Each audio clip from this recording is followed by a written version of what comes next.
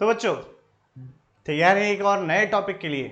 ऐसा टॉपिक जो बहुत मज़ेदार है, साथ ही साथ जेईई एडवांस और मेंस के लिए बहुत इंपॉर्टेंट है। टॉपिक क्या है, थोड़ा देर में जाएंगे इस बात पे। पहले क्या क्या डिस्कस कर चुके हैं हम लोग, एक निगाह देख लेते हैं, एक नज़र देख लेते हैं। तो हम लोग बच्चों डिस्कस कर चुके हैं projectile motion from a height, projectile motion from a height at a certain angle. अब ground to ground projectile, ground to air projectile, इतने सारे मैंने केसेस आप लोगों के लिए दे दिए ताकि आप उस पर खूब प्रैक्टिस करें और जो किताब से भी, जिस किताब से भी आप पढ़ना चाहें उससे पढ़ें। किसी तरीके की कोई प्रॉब्लम नहीं आएगी, अगर आती है तो जरूर बताओ मुझको, ठीक है। अब नेक्स्ट पॉइंट बेटा, क्या है नेक्स्ट पॉइंट कि प्रोजेक्टाइल मोशन का अब कौन सा टॉपिक बचा है। Projectile motion over an inclined plane और ऑन एन इंक्लाइंड प्लेन, इसका डिस्कशन करना चाहते हैं भाई। Projectile motion on an inclined plane क्या है ऐसा। मान लो आप एक किसी इंक्लाइंड प्लेन पे खड़े हुए हो, क्या डिस्कशन होगा। देखो ये है एक इंक्लाइंड प्लेन, इसे कहते हैं बच्चों इंक्लाइंड प्लेन। मान लिया इसका इंक्लिनेशन जो है ये बीटा है, angle of inclination of this inclined plane बच्चे क्या है, बीटा है। क्या बोलते हैं इसे, इंक्लाइंड प्लेन, ठीक है बच्चे। और हम पढ़ क्या रहे हैं, हम पढ़ रहे हैं projectile motion on an inclined plane, ये बेटा पढ़ रहे हैं। अब देखो इस इंक्लाइंड प्लेन के बॉटम को मैंने कहा ओ, ठीक। जो इसका ये वाला पॉइंट है इसे बच्चे क्या कहा, ओ कहा। अब इस ओ से कोई एक व्यक्ति खड़ा हुआ है और ऊपर की तरफ पत्थर फेंक रहा है, या ऐसे समझ लो ये पहाड़ होता और पहाड़ से ऊपर की तरफ पत्थर फेंक रहा हो, इस तरीके की प्रॉब्लम पूछी जा सकती है। तब क्या होगा, मान लिया एक प्रोजेक्टाइल या कोई स्टोन या कोई पत्थर किसी इंसान को फेंक दिया, नहीं ऐसा नहीं होगा, ठीक है। तो किसी को फेंका या ऐसे फेंका, और ये जो फेंका इसकी यू वेलोसिटी है और ये इंक्लाइंड प्लेन से एंगल बना रही है अल्फा। इंक्लाइंड प्लेन से बेटा ये एंगल बना रही है अल्फा। अब मैं ये देखना चाहता हूं कि ये इंक्लाइंड प्लेन पर कितनी दूर जाके गिरा। ऐसे मोशन किया और यहां टकरा गया, इस पॉइंट को मैंने कह दिया पी बेटा। और कितनी दूर जाके गिरा, कितने टाइम बाद गिरा, ये सारी चीजें मैं डिस्कस करना चाहता हूं। मैं क्या डिस्कस करना चाहता हूं, कितनी दूर जाके गिरा, कितने टाइम बाद गिरा। तो कहां से दूरी देखूंगा, मैं देख रहा हूं पॉइंट ऑफ प्रोजेक्शन ओ से, और ये डिस्टेंस बेटा मैंने कह दी इसकी रेंज है। ये रेंज है और ये इसकी maximum height on inclined plane, ये अचीव करी होगी प्रोजेक्टाइल ने। अब कैसे करूं मैं इस प्रॉब्लम को, यहां तो थोड़ी दिक्कत है कि भाई एंगल कौन सा लूं, किस तरीके से सॉल्व करूं। मैं अभी तक x और y कोऑर्डिनेट्स कैसे लेता था, ध्यान से समझना। जितने भी पुरानी चीजें हमने करी, हमने माना भाई हमारा y एक्सिस ऐसे है और x एक्सिस ऐसे है, ये मानते थे, सॉरी x एक्सिस ऐसे है और y एक्सिस ऐसे है, ठीक है। This is over x and this is over y, simple. But यहां पर अगर मैं ऐसे ही x, इसको इस डायरेक्शन को x मानूं और इस डायरेक्शन को y मानूं, तो यहां पर प्रॉब्लम सॉल्व करना बहुत डिफिकल्ट हो जाएगा। तो इसलिए इसको ऐसे नहीं करते, इंक्लाइंड है तो एक्सिस को भी इंक्लाइन कर लेते हैं, ज्यादा आसानी रहेगी। फिर मैंने क्या कहा, ठीक है भाई रेंज वाली डायरेक्शन को यानी कि parallel to the direction of inclined plane को मैंने कह दिया ये मेरा एक्स है, और इसके परपेंडिकुलर ऊपर की तरफ ये मैंने कह दिया ये मेरा वाई है, और ये एंगल बेटा 90 डिग्री है। हाँ अब थोड़ी आसानी हो जाएगी चीजों को सॉल्व करने के लिए, लेकिन क्या क्या पैरामीटर चेंज होंगे, किस तरीके से चेंज होंगे, ये समझना भी जरूरी। तो देखो ध्यान से, सबसे पहले आप लोग देखो ग्रेविटी कैसे लगती है। अगर मैं बात करूं ग्रेविटी के लिए, तो अपना x ये है, y ये है, ग्रेविटी लगती है वर्टिकली डाउनवर्ड, g इस तरीके से लगती है। और अगर इंक्लाइंड प्लेन की बात करो तो बेटा ध्यान से समझना, ये एंगल आपका बीटा है, ये 90 है तो ये वाला एंगल हो गया 90 माइनस बीटा। ठीक है भाई, ये मेरा कैसा एक्सिस है, ये कौन सा एक्सिस लिया है मैंने, एक्स, और ये बेटा मैंने लिया है वाई एक्सिस।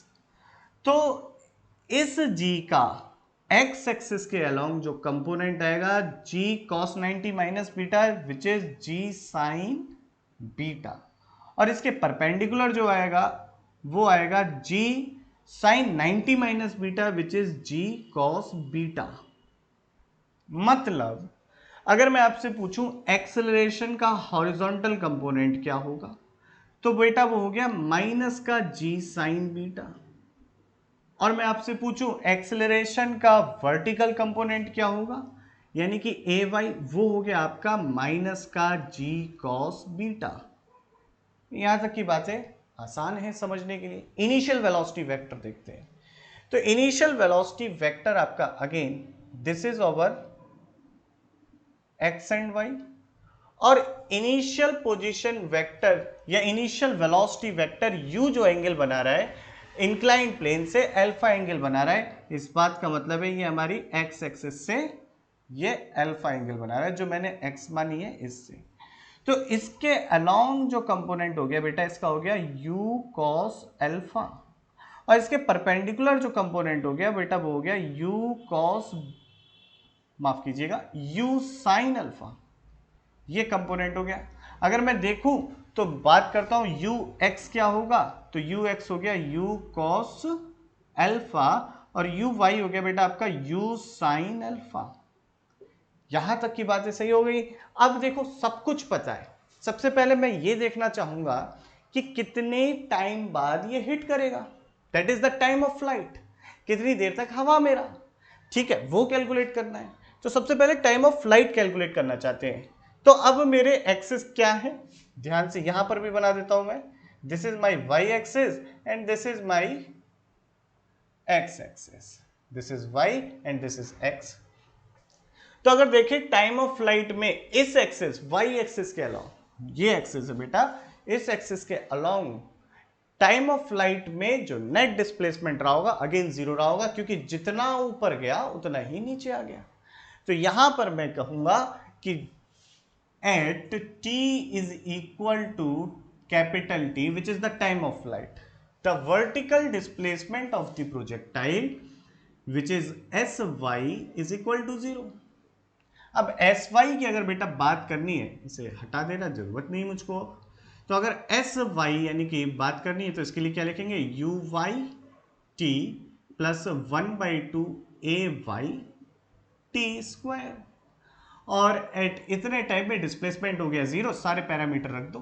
तो यहां से हम बेटा क्या लिखेंगे, ध्यान से समझिएगा, ये एस वाई तो हो गया जीरो, यू वाई कितना है बेटा अपना, यू वाई है u sine alpha, u sine alpha capital t, a y कितना है माइनस का जी कॉस बीटा, तो 1/2 जी कॉस बीटा, और टाइम क्या है टी स्क्वायर। अब मुझे टाइम ऑफ फ्लाइट निकालना है तो कैपिटल टी कितना हो जाएगा, 2u sine alpha upon g cos beta.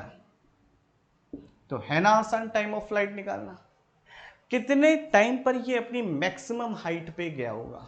तो time taken by the projectile to achieve its maximum height above the inclined surface और प्लेन कैसे देखेंगे, इस टाइम पे वर्टिकल वेलोसिटी का कंपोनेंट जीरो हो जाता है, जैसे कि आप लोगों को मैंने बताया था, और प्रोजेक्टाइल मोशन कुछ इस डायरेक्शन में रहा होगा। वर्टिकल वेलोसिटी का जो कंपोनेंट है यानी कि वेलोसिटी का वर्टिकल कंपोनेंट है बेटा वो जीरो।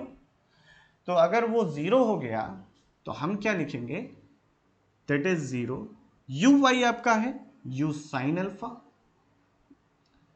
माइनस का जी, अब आपका कौन सा y लेंगे, y की बात है तो सब कुछ y के लिए लगेगा, that is a y, that is g cos beta, and time that is th, that is time taken by the projectile to achieve its maximum height. तो th की जो वैल्यू आ गई बेटा, ये कितनी आ गई, ये आ गई आपकी u sine alpha divided by g cos beta, which is the just half of time of flight, that is our time of flight. इसे डब्बे में बंद कर लिया और लिख दिया ये टाइम ऑफ फ्लाइट है बेटा। This is time of flight. Now बच्चे, अब क्या कैलकुलेट करना है? रेंज कैलकुलेट करनी है, कितनी दूर जाके गिरा। तो ये जो डिस्प्लेसमेंट हुआ होगा r along new x axes, ये टाइम ऑफ फ्लाइट में हुआ होगा। तो ये कैसे कैलकुलेट करेंगे? कौन सा डिस्प्लेसमेंट है? ये हॉरिजॉन्टल डिस्प्लेसमेंट है, और हॉरिजॉन्टल डिस्प्लेसमेंट के लिए सारी चीजें हॉरिजॉन्टल डायरेक्शन की, यानी कि मेरा जो नया हॉरिजॉन्टल है, यानी कि नया एक्स एक्सिस है, इसके अलोंग देखनी पड़ेंगी। तो इसके लिए देखते हैं, तो मैं बोर्ड रब करता हूं, इधर का पोर्शन आप लोगों ने नोट कर लिया होगा। उसके बाद रेंज की बात करते हैं, ठीक है? अगर नहीं किया है तो फटाक से नोट कर लीजिए आप लोग। तो बच्चों, सभी कुछ नोट कर लिया था, मैंने रब कर दिया है, इधर मैंने पैरामीटर लिख दिए। बातचीत करते हैं रेंज की।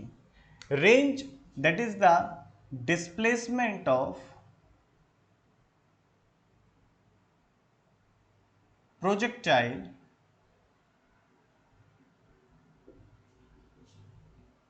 इन, और कौन सा डिस्प्लेसमेंट? अलोंग एक्स एक्सिस की बात हो रही है, जो नया मैंने माना है, ठीक है?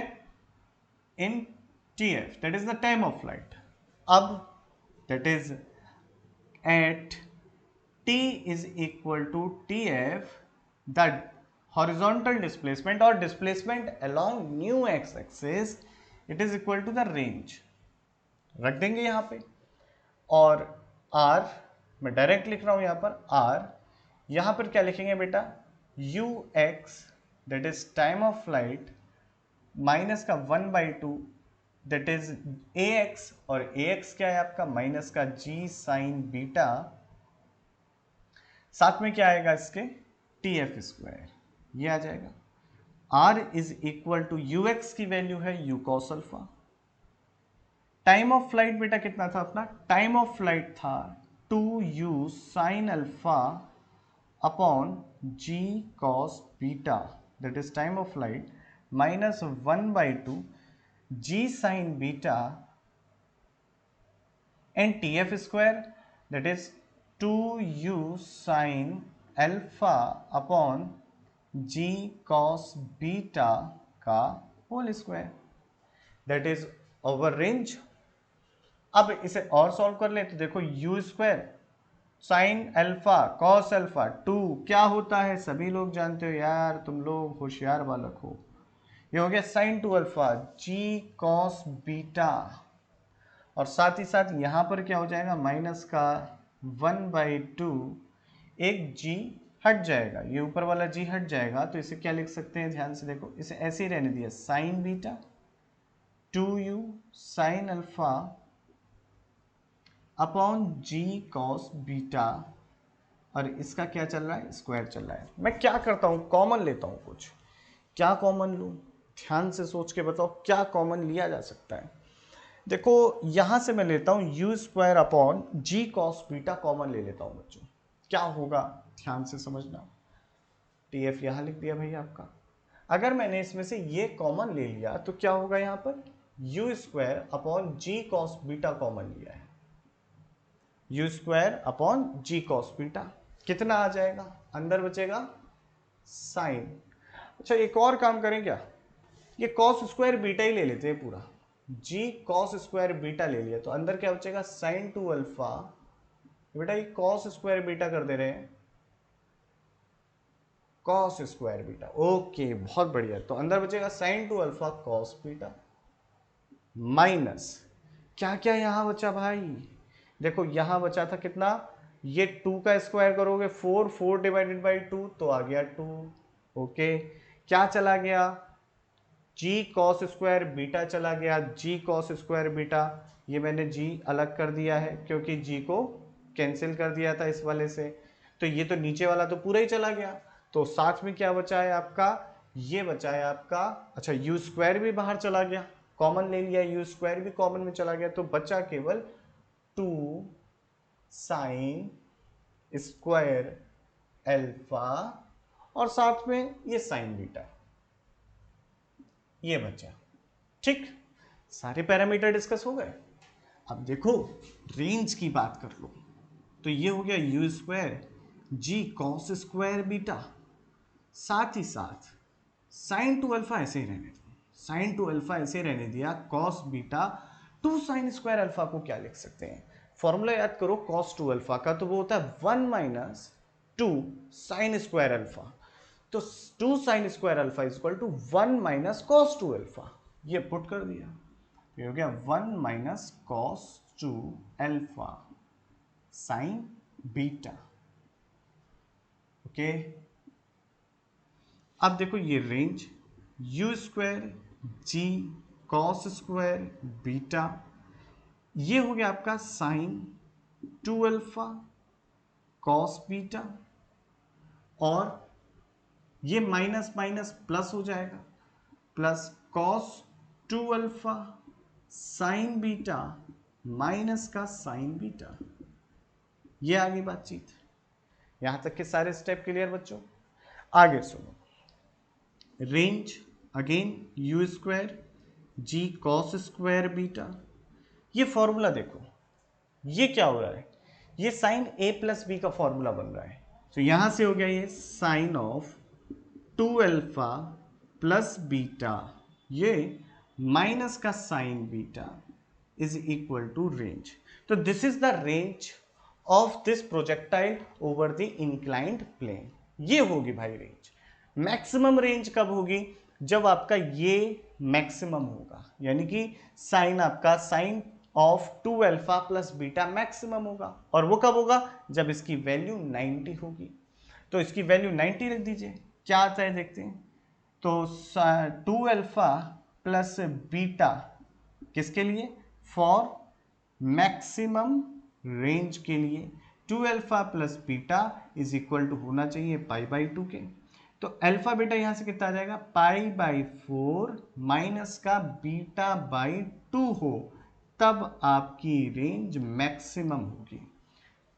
पहले इसे नोट कर लो, और मैक्सिमम रेंज क्या होगी अभी देखते हैं। सबसे पहले इसे नोट कर लो और चेक करो कि सारी चीजें आपको लॉजिकली समझ में आ रही है, कहीं कोई स्टेप में कोई दिक्कत तो नहीं आ रही है। जस्ट एक क्विक चेक लो, उसके बाद बातचीत करते हैं। फटाक से नोट करो बेटा इसे। तो बच्चों नोट कर लिया, चलिए मैक्सिमम रेंज की बात करें, कितनी होगी वो। तो देखो जब मैंने बताया ये चीज 1 हो जाएगी तो रेंज आपकी मैक्सिमम होगी, तो रेंज मैक्सिमम कितनी होगी, देखो u square g cos square beta, यहां पर हो जाएगा 1 माइनस साइन बीटा। थोड़ा और क्या सिंप्लीफाई किया जा सकता है, यस बिल्कुल किया जा सकता है। U square cos square beta को लिख सकते हो 1 माइनस साइन स्क्वायर बीटा, जो कि हो गया इधर आपका 1 माइनस साइन बीटा। और क्या सिंप्लीफाई, बहुत आसान, और सिंपल करो यार। जी ऑफ जी इधर कॉस स्क्वायर बीटा तो लिख ही चुके हैं, इसको क्या लिख सकते हैं 1 प्लस साइन बीटा और 1 minus sine beta, which can be written as, this can be written as like this 1 minus sin beta।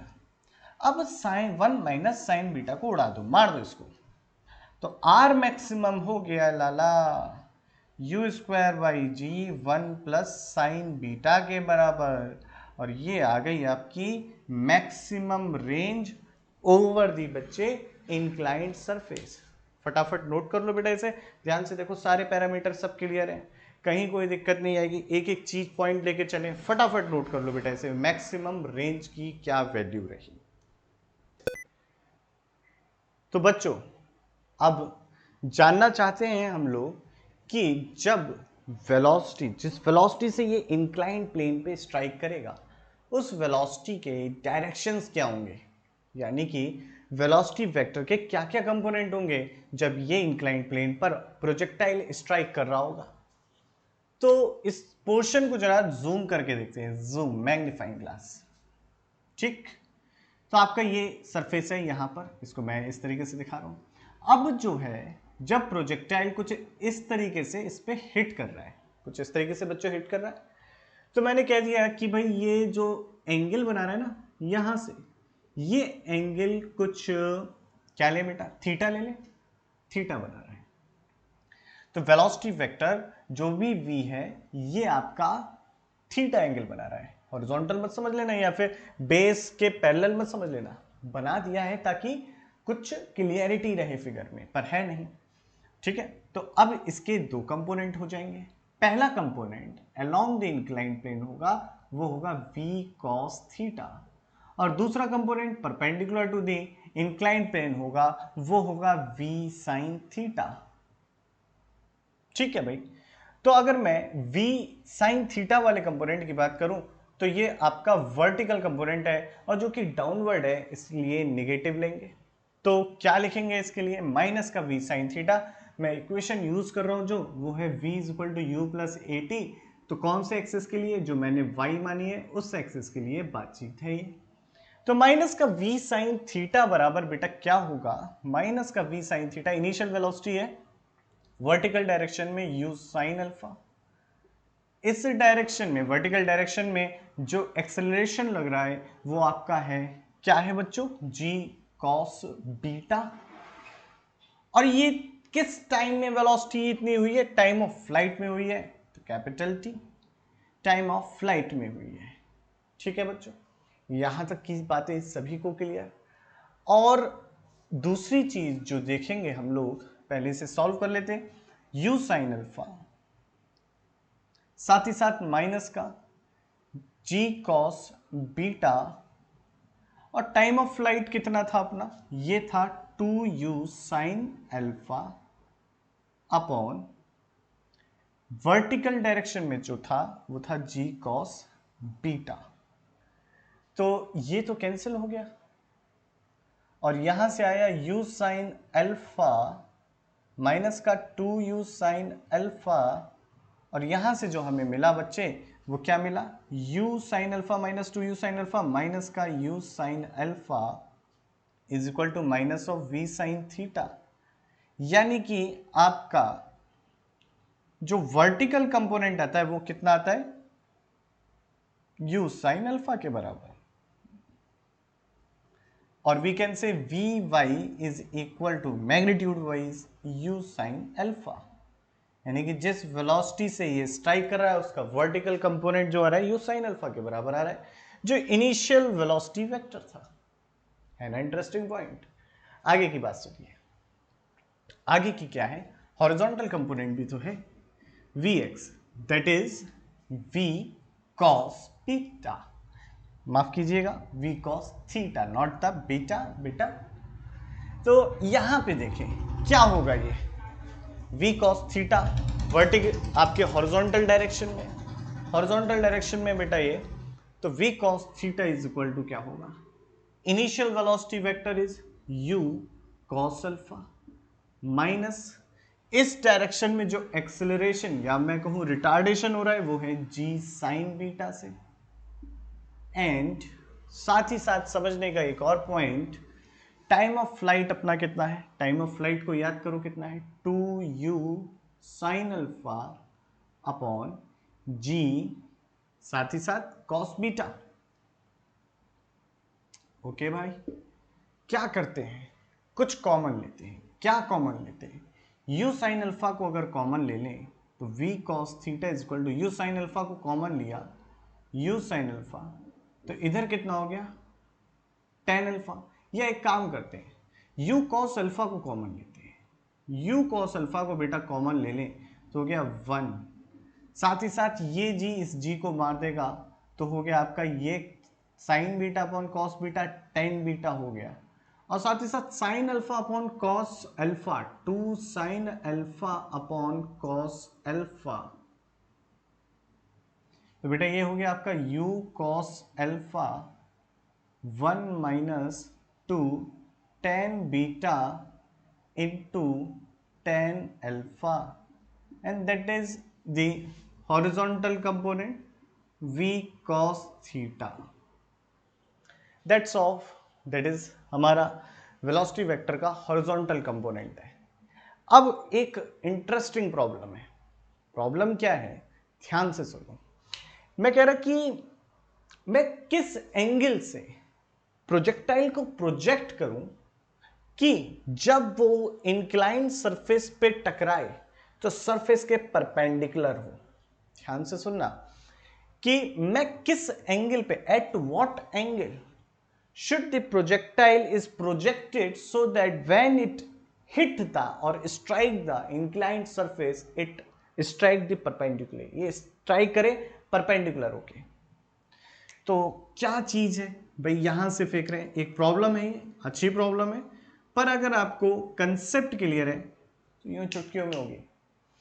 एक इंक्लाइन प्लेन है जिसका एंगल ऑफ इंक्लिनेशन बीटा है, यहां से एक ऑब्जेक्ट फेंका गया और वो सरफेस को हिट कर रहा है जस्ट परपेंडिकुलरली। थोड़ा और अच्छे से बना देते लाइक दिस, यानी कि इसका जो फाइनल वेलोसिटी वेक्टर है वो कुछ इस तरीके से परपेंडिकुलरली हिट कर रहा है।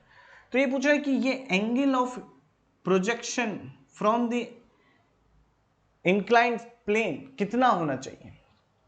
ध्यान से देखें तो जो वेलोसिटी वेक्टर है आपका, वेलोसिटी वेक्टर उसका इस इंस्टेंट vx कितना होगा, इंक्लाइंड प्लेन के along velocity vector final component क्या होगा। मतलब क्या कहना चाहता हूं, ध्यान से समझो, जो वेलोसिटी वेक्टर है उसका along the inclined plane component जो होगा वो क्या होगा। जब सरफेस के परपेंडिकुलर हिट कर रहा है तो उसका कंपोनेंट तो जीरो हो जाएगा, यानी कि वेलोसिटी वेक्टर का फाइनल वेलोसिटी वेक्टर जब वो हिट कर रहा होगा सरफेस को उस समय वेलोसिटी वेक्टर जो होगा उसका component along the incline plane जो होगा वो क्या होगा, जीरो होगा, यानी कि vx आपका जीरो हो चुका होगा। vx अगर जीरो हो चुका होगा तो क्या रहा होगा, मुझे फाइंड क्या करना है, angle of projection from the incline surface, यानी कि अल्फा फाइंड करना है बेटा। तो अल्फा की वैल्यू क्या होगी देखते हैं, इसी से निकल जाएगा अगर मुझे ये चीज पता है।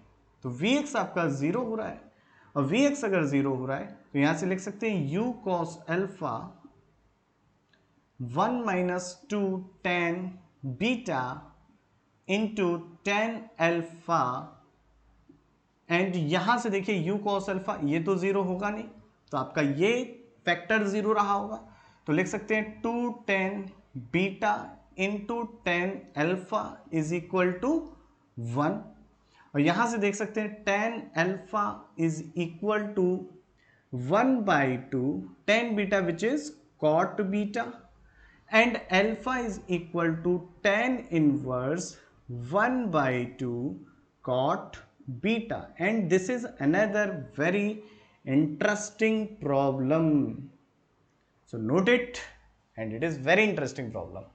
जल्दी से नोट कर लो, मैं जब तक के लिए जाता हूं फिर बोर्ड क्लीन करके कुछ और क्वेश्चंस को डिस्कस करता हूं। फटाफट नोट करो बेटा।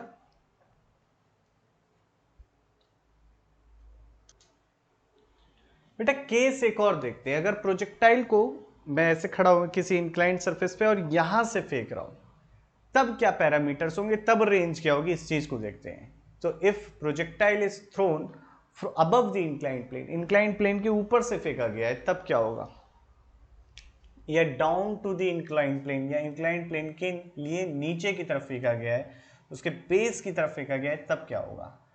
तो मैंने बेटा माना कि ये इंक्लाइंड प्लेन से एक प्रोजेक्टाइल फेंका गया, कुछ इस तरीके से गया, ये जस्ट 1 सेकेंड थोड़ा सा मॉडिफाई या लाइक दिस, और ये जो है इंक्लाइंड प्लेन से ऐसे in anti clockwise sense alpha angle बनाते हुए फेंका गया। तो यहां पर जो एंगल बन रहा होगा डेफिनेटली 180 माइनस, मैंने इसे कह दिया चलो अल्फा प्राइम बन रहा है, इसे मैंने क्या कह दिया, अल्फा प्राइम बन रहा है बच्चे। साथ ही साथ आपका जो ये डिस्प्लेसमेंट हुआ, अब मैं क्या कह रहा हूं, मैं देखना चाहता हूं रेंज कितनी होगी। सारी कैलकुलेशन दोबारा करूं या थोड़ा सा ट्रिकी कर दूं मैं इसको। ट्रिक क्या है, पहले रेंज का पुराने वाले केस का फॉर्मूला देखते हैं। वो कितना आया था, वो आया था u square by g cos beta, g cos beta sine of 2 alpha plus beta minus sine beta. This is the formula of आपका बच्चे, ये किसका फॉर्मूला है, रेंज का। बेटा ये आपका रेंज का फॉर्मूला है। अच्छा यहां पर बच्चों कॉस स्क्वायर भी आएगा बेटा, ठीक है, कॉस स्क्वायर बेटा। अब ध्यान से देखो, अगर मैंने रेंज तब थी ऊपर की तरफ, अब नीचे की तरफ है तो माइनस का आर रख देता हूं मैं, आर को क्या रखूंगा, माइनस का आर, क्योंकि रेंज अब जो बॉडी है नीचे की तरफ जा रही है इसलिए माइनस आर कर दिया। साथ ही साथ अपने अल्फा को थोड़ा मॉडिफाई कर लो, alpha plus alpha prime is equal to 180 degree होगा, सीधी सी बात है। तो आप अल्फा लिख सकते हो ना 180 माइनस का alpha prime, not dash, prime बोलते हैं बेटा ऐसे। तो आपके रेंज की जगह मैं माइनस का आर लगा दे रहा हूं, इसी फॉर्मूले में मॉडिफिकेशन करके down to the incline plane range क्या होगी वो कैलकुलेट कर लेंगे। U square g upon cos square beta sine of, अब अल्फा की जगह क्या लिखना होगा 180 माइनस का alpha prime, that is the point, minus का अल्फा प्राइम प्लस के साथ आएगा आपका बीटा और ये complete bracket close minus sine beta. Now what is this, minus r u square g cos square beta sine 360 minus 2 alpha prime plus beta minus, अच्छा यहाँ पे इसे बंद कर दें, माइनस साइन बीटा ब्रैकेट बंद माइनस आ 360, अभी और थोड़ा मॉडिफाई कर लेते हैं, चलो u square g cos square beta sine 360 minus common 2 alpha prime minus का बीटा ब्रैकेट क्लोज यहां पर और माइनस का साइन बीटा, और देखो u square g cos square beta, देखो 360 माइनस सम एंगल कहां पहुंचा 360 minus some angle, okay fourth quadrant, वहां पे साइन निगेटिव हो जाता है, तो यहां पर क्या करेंगे माइनस का sine of 2 alpha prime minus beta, just 1 second, yes, minus sine beta, that is over range, minus का आर, क्योंकि हमने डाउन टू द इंक्लाइन की बात करी, सारा माइनस कॉमन लेके कैंसिल कर दो, तो क्या मिल रहा है यहां पर देखिए, यहां पर जो बच्चों हमें मिल रहा है वो मिल रहा है r is equal to u square upon g cos square beta sine of 2 alpha prime minus beta and साथ में प्लस साइन बीटा। ठीक है बच्चे, ये हमें क्या मिल गई बच्चों, रेंज मिल गई। मैक्सिमम रेंज तब होगी जब ये फैक्टर 1 हो जाए, और उसके लिए हमें क्या होना चाहिए 2 अल्फा प्राइम माइनस का जो बीटा है पाई बाई 2 के बराबर हो जाए। तो यहां से क्या लिखेंगे alpha prime is equal to pi by 4 plus beta हो जाए, और इस एंगल पर आपकी range down to the incline plane maximum आएगी। कुछ इंपॉर्टेंट पॉइंट है ये भी, ठीक है। और क्या चीज पॉइंट इंपॉर्टेंट है, ध्यान से सुनो, ये मैक्सिमम रेंज कितनी होगी, तो आर मैक्सिमम की वैल्यू अगर हम देखें तो ये होगी बेटा u square upon g cos square beta, that is 1 plus sine beta, and another point important, cos square beta once again 1 minus sine square beta 1 plus sine beta, और ये आपका हो गया u square by g, 1 minus sine square beta को लिख सकते हो 1 plus sine beta 1 minus sine beta 1 plus sine beta 1 plus sine beta, नीचे वाला कैंसिल हो जाएंगे, और यहां पर आपका आ जाएगा u square by g 1 minus का sine beta, and that is the maximum range below the incline plane और down to the incline plane, ज्यादा अच्छा शब्द down to the incline plane होगी मैक्सिमम रेंज। अगर फॉर्मूले याद करो तो अगर मैं बीटा की जगह माइनस बीटा कर दूं तो सारी चीजें मेरे को ऐसे ही याद आ जाएंगी, ठीक है। तो दैट इज द मॉडिफिकेशन, और याद रखना ये अल्फा प्राइम जो एंगल बन रहा है ना, ये इंक्लाइन प्लेन से किस सेंस में बन रहा है, क्लॉकवाइज सेंस में, ठीक है। तो इस सबको नोट कर लो, अगर कोई डाउट आता है तो पूछ लेना, कहीं भी कैसा भी डाउट फटाफट नोट करो बेटा। तो बच्चों यहां पर प्रोजेक्टाइल मोशन से रिलेटेड सारे केसेस खत्म होते हैं, जितने केसेस थे मैंने सारे डिस्कस किए हैं।